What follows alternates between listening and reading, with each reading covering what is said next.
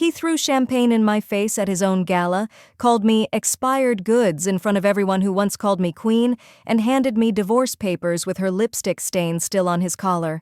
He thought he'd won, but karma? Karma doesn't forget a woman scorned, and neither did fate. Some betrayals don't just break your heart, they shatter your entire identity. I built him. I stood beside him when he was nobody, and the moment he became somebody, he replaced me. If you've ever felt replaced, discarded, or underestimated, stay with me. And if this story hits home, hit that like button and subscribe. You'll want to see how this ends. I used to believe in fairy tales, not the princess kind, the real kind, where two people meet in the trenches and build an empire with nothing but grit, coffee-stained notebooks, and a dream too big for anyone else to see. That was us. That was me and Donovan. We met 11 years ago at a tech conference in Austin. He was pitching this wild idea about decentralized cloud infrastructure to a room of 12 people, and 10 of them had already walked out. I stayed. Not because I believed in his idea at first, but because I saw something in his eyes that I recognized in myself. Hunger. The kind that doesn't let you sleep, that whispers more, even when everyone else says impossible. After his panel, I walked right up to him, extended my hand and said, "Your pitch needs work, but your vision doesn't. Let me help you." 3 months later, I'd quit my 6-figure corporate strategy job. I liquidated my savings, every penny I'd scraped together since college, and became his first real investor. $50,000 that my mother said I was throwing away on a man I barely knew. But I didn't see it that way. I saw us as partners. Equals, two ambitious souls building something that would matter. Those first 3 years were everything. We worked out of my cramped apartment, surviving on ramen and ambition. I was the one who sweet-talked my former colleagues into meetings, who stayed up until 4 in the morning, rewriting investor decks until they gleamed, who held Donovan's hand through panic attacks before major pitches and whispered, "You've got this. We've got this." When he froze during our first real Series A presentation, I seamlessly took over, closed the deal, and we celebrated with cheap champagne on my fire escape. He looked at me that night like I'd hung the moon, kissed my forehead and said, "I would be nothing without you." We got married that same year in a small ceremony. No frills, just us and our impossible dream. And then his company exploded. Not overnight, but close enough. Within 5 years, Donovan was on magazine covers, keynoting conferences, being called a visionary. We moved into a penthouse with floor-to-ceiling windows overlooking the city we'd conquered together. I transitioned from co-strategist to wife, from boardroom to charity galas, from partner to his beautiful accessory. I told myself it was natural. Roles evolve, marriages shift. He needed a first lady now, not a co-founder. So I smiled at dinner parties, hosted brunches with investors' wives, and watched him accept awards for innovations we'd brainstormed together on my living room floor. I convinced myself I was still building, just from the shadows now. But shadows have a way of growing cold. And lately, Donovan had started coming home smelling like perfume I'd never owned, his phone perpetually face down on our marble countertops, his late meetings stretching until 2, then 3, then not coming home at all. When I asked about his day, his answers got shorter. When I touched his shoulder, he'd stiffen. I felt it before I knew it. My fairy tale was ending, and I had no idea the nightmare that was about to begin. You know what's worse than finding evidence of an affair? Finding it and still hoping you're wrong, that you're paranoid, that you're the crazy wife inventing problems in paradise. I found the first receipt on a Tuesday, crumpled in his jacket pocket when I took it to the dry cleaner, the Rosewood Hotel, a suite, 2 nights while he'd told me he was at a conference in Seattle. My hands went numb holding that little piece of paper. I stood in our walk-in closet, surrounded by $1,000 suits I'd helped him pick out, and felt my world tilt sideways. Then came the credit card statements I wasn't supposed to see, jewelry I'd never received, flowers I'd never smelled, restaurant reservations at places I'd begged him to take me, suddenly appearing on nights he claimed he was too exhausted for date nights, and flights, so many flights for 2 when he swore he was traveling alone. I hired a private investigator. God, I hated myself for it. For being that woman. The one who snoops, who suspects, who can't just trust. But 3 days later, Marcus, the investigator, slid a manila envelope across the coffee shop table, and his pitying eyes told me everything before I even opened it. Her name was Thessaly, 24 years old, an influencer with 2 million followers and a smile that hadn't yet learned disappointment. The photos showed everything. Donovan's hand on the small of her back at restaurants I'd chosen for our anniversary years ago, his lips on her neck in the parking garage of his office building, his fingers tangled in her golden hair that caught sunlight in ways my dark curls apparently never could. In one photo, she was wearing the diamond bracelet I'd admired in a storefront window last Christmas, the one Donovan said was too expensive even for us now. I confronted him that night in his home office, laid the photos on his mahogany desk like playing cards in a game I'd already lost. I expected denial, maybe even tears. What I got was something so much colder. He barely looked up from his laptop. "You hired someone to follow me? That's psychotic, Serene. You're sleeping with a girl young enough to be your daughter." My voice cracked despite my best efforts. "I gave you everything. I made you who you are." That's when he finally looked at me, really looked at me, and I saw nothing. No guilt, no remorse, just irritation, like I was an employee who'd disappointed him. "I made me," he said, his tone flat and final. "You were helpful once, but let's not rewrite history. I was always going to be great. You just happened to be there in the beginning." The words landed like physical blows. Helpful, happened to be there. 11 years reduced to footnotes in his success story. "When's the last time you even tried, Serene?" He turned back to his screen. "Look at yourself. Look at her." The world moved on. "Maybe you should too." I left that office a different woman than the one who'd entered it. I thought I'd hit rock bottom when he admitted the affair. I was wrong. Rock bottom was still 3 weeks away at the anniversary gala for his company. Our company. Though no one remembered that anymore. I almost didn't go, but some stubborn part of me refused to hide, refused to let him erase me completely. So I wore my burgundy gown, the one that had always made me feel powerful, did my makeup with hands that wouldn't stop shaking, and walked into that ballroom with my head high even though my heart was in pieces. She was already there, Thessaly, draped on his arm like a trophy, wearing a white dress that screamed innocence she definitely didn't possess. And diamonds, so many diamonds they caught every light in the room. My breath caught when I recognized the necklace, the one from our 10th anniversary catalog, the one I'd circled and he'd said we needed to be practical about expenses. The room went quiet when I entered. That horrible, pitying silence where everyone knows your husband is publicly humiliating you, and they're all wondering if you know, if you'll make a scene, if you're pathetic enough to stay. I felt hundreds of eyes on me, burning into my skin. I tried to slip to the back, to be invisible, but then Donovan took the microphone for his speech. He thanked investors, the board, his team. Then he said words that made my blood freeze. And most importantly, I need to thank the woman who changed my life, who reminded me what passion and youth and energy feel like. He pulled Thessaly forward. She giggled, actually giggled, into the microphone as he kissed her cheek. The room erupted in uncomfortable applause. I stood up, dignity be damned, and started walking toward the exit. "Serene," his voice boomed through the speakers. "Don't make a scene, you're embarrassing yourself." Something inside me snapped. I turned, my voice shaking but loud. "I built you from nothing. I gave you everything when you were nobody."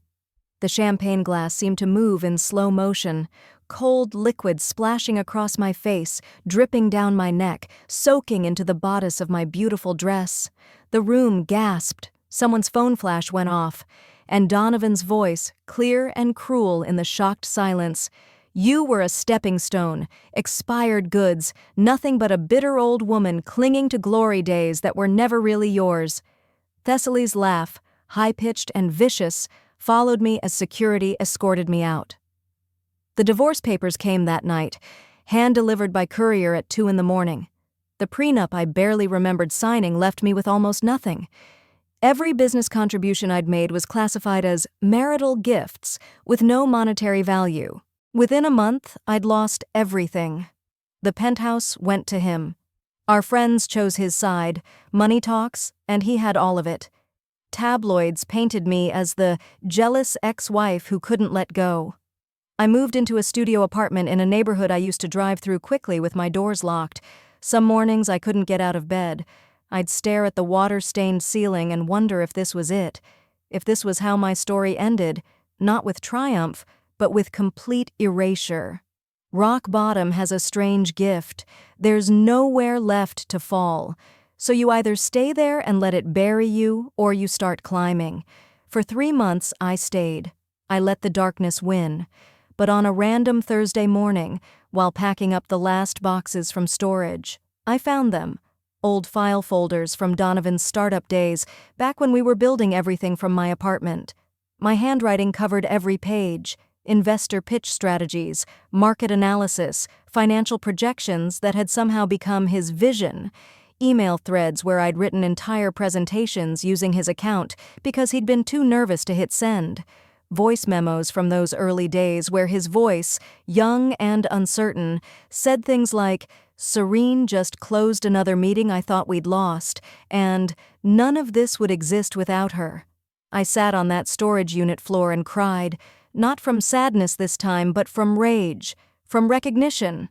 I had receipts, literal proof that I'd built his empire. That's when I called Renata Baptiste.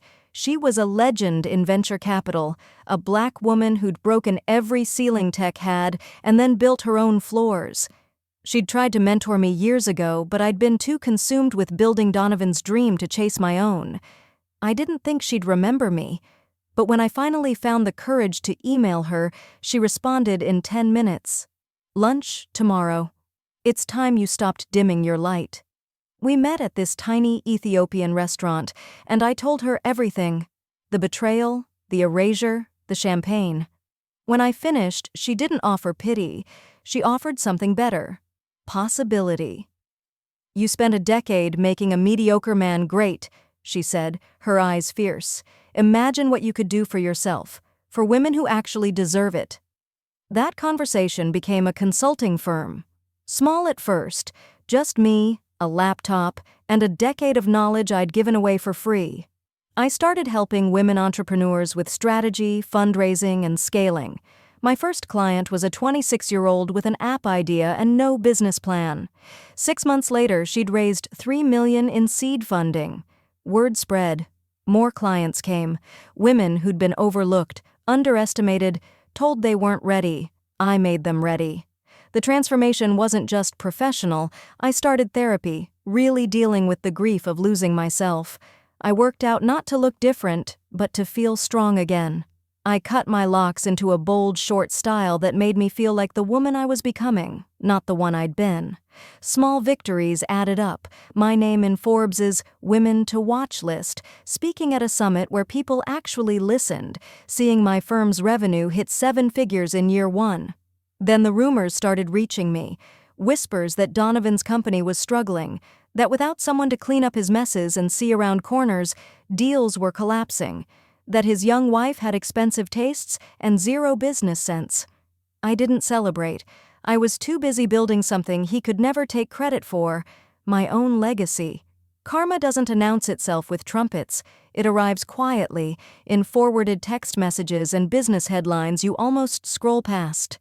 The first crack in Donovan's perfect new life came 18 months after our divorce. A former employee, one who'd apparently grown a conscience, sent me screenshots. Thessaly, his precious young wife, had been sleeping with his business partner Camden for months, but it got better. She'd been feeding Camden proprietary information, helping him steal clients and poach Donovan's best engineers. The messages were vicious. "He's so easy to manipulate," she'd written. "Thinks with his ego and his dick. We'll bleed him dry and leave him with nothing." When Donovan finally discovered the affair, Thessaly didn't even try to hide it. According to the same employee, she'd laughed in his face, told him he was boring, that she'd never loved him, that he was mediocre in every way that matters. She filed for divorce within a week, and because he'd married her without a prenup, ironic, isn't it? She walked away with half of everything. His precious young love took him for $40 million and married Camden 3 months later. But karma wasn't done. The betrayal had distracted Donovan from the business, and without me there to catch his mistakes, everything unraveled. Turns out he'd been cutting corners I would have never allowed, skirting regulations, cooking books just enough to look better for investors. A whistleblower came forward. Federal investigations. Fraud allegations. His stock plummeted 70% in 2 days. I watched it all from the quiet comfort of my own success, and I felt nothing. Not joy, not satisfaction, just a distant sort of observation, like watching weather happen to someone else's city. Then, at 2 in the morning on a Tuesday, my phone rang. Unknown number. I almost didn't answer, but something made me pick up. Serene. His voice was broken, unrecognizable. Please, I need you. Donovan was crying, actual sobs that made him sound like a stranger. He told me everything. Thessaly, Camden, the investigations, the lawsuits, investors abandoning him, bankruptcy looming. His words tumbled out desperate and raw. You're the only person who can fix this. You always knew how to fix everything. I made a mistake. The biggest mistake of my life. I'm nothing without you. I never was. Part of me wanted to hang up, but a bigger part, the part that had spent 11 years loving this man, needed to see him face to face, needed to look into his eyes and understand how we'd gotten here. We met 3 days later at a small cafe, nowhere near the places we used to frequent. He looked like he'd aged a decade, gray at his temples, lines carved deep around his eyes, wearing a wrinkled button-down I'd never seen. His Rolex was gone. Everything about him screamed desperation. He slid a contract across the table, 60% ownership of what remained of his company if I'd come back and save him. His hands were shaking. I stared at that contract for a long time, long enough that the coffee in front of me went cold, long enough that Donovan's breathing got more ragged, more desperate. This was the moment I'd fantasized about during those dark months after he destroyed me. Him begging, him broken, him finally seeing my worth. But sitting there, watching this shell of a man who'd once thrown champagne in my face, I realized something. I didn't want this. Not his company, not his apologies, not even his suffering. I wanted my peace. You called me expired goods, I said quietly, looking up to meet his bloodshot eyes. A stepping stone. You told a room full of people that I was nothing. I was wrong. His voice cracked. I was stupid and cruel, and I threw away the only real thing I ever had. Serene, please. He reached across the table, grabbed my wrist with trembling fingers. That touch, once familiar, once wanted, now felt like a stranger's hand.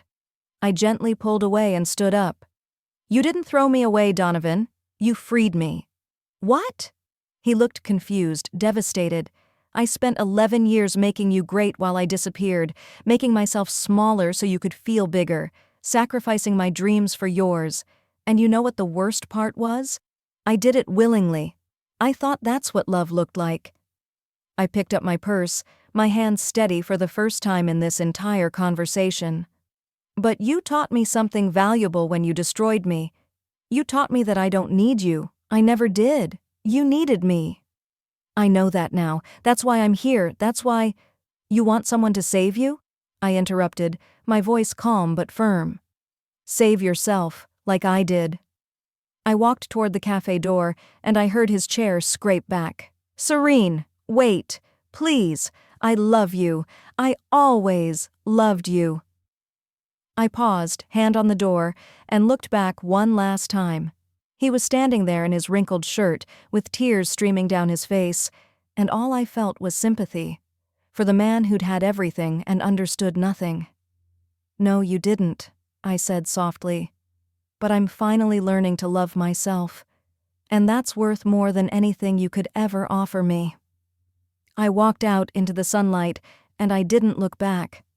1 year later, my consulting firm is worth $42 million. I'm on the boards of 3 major companies. I've been featured in Fortune, Forbes, and Bloomberg. I'm dating a man who celebrates my success instead of feeling threatened by it. My life is full of people who see me, value me, choose me. Donovan works middle management at a tech startup. I saw him once from across a crowded conference hall. He looked at me like I was the sun, and he'd forgotten what warmth felt like. I smiled politely and walked past. Because the best revenge isn't destroying them, it's becoming so completely, undeniably powerful that they become irrelevant. It's building a life so beautiful that their absence becomes a blessing. They'll try to make you small. They'll take credit for your magic. They'll replace you and expect you to disappear. But here's what they forget. A woman who builds herself once can do it again. Stronger, wiser, untouchable. If this story resonated with you, if you've ever been underestimated, betrayed, or told you were nothing, leave a comment.